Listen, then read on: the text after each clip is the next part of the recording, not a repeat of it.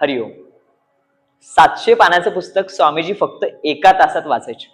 अशी प्रचंड स्मरणशक्ती आणि फोटोग्राफिक मेमरी स्वामी विवेकानंदांनी विकसित केली होती.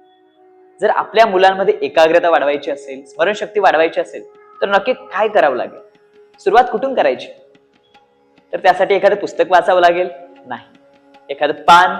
नाही. एखादे शब्द? ते सुद्धा नाही. फक्त एक अक्षर.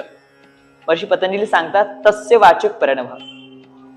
ओंकाराचा नियमित, शुद्ध आणि कॉन्शियसली उच्चार केल्याने मुलांमध्ये एकाग्रता जबरदस्त वाढते, प्रचंड स्मरणशक्ती सुधारते, मुलांची चिडचिडपणा कमी होते, त्यानंतर क्रिएटिव्हिटी वाढते, आउट ऑफ बॉक्स विचार करण्याची क्षमता विकसित होते.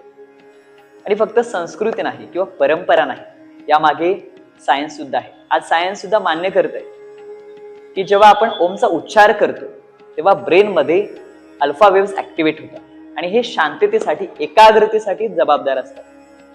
दुसरं म्हणजे वेगस नर्व स्टिम्युलेट करतात आणि हे आपल्या माइंडला पूर्ण रिलॅक्स करतात, शांत करतात, चिडचिडपणा कमी होते. रील फक्त बघून सोडायचं नाहीये, त्याला ऍप्लिकेबल करायचंय. आजच सुरुवात करायचंय 11 ओंकाराने. 11, 21, 51, 108 पर्यंत वाढवायचंय आणि त्याचे रिझल्ट स्वतःच अनुभव करायचे. नेक्स्ट व्हिडिओमध्ये ओंकाराचा शास्त्रीय शुद्ध उच्चार सोप्या पद्धतीने कसं करायचा हे आपण पाहूया. धन्यवाद.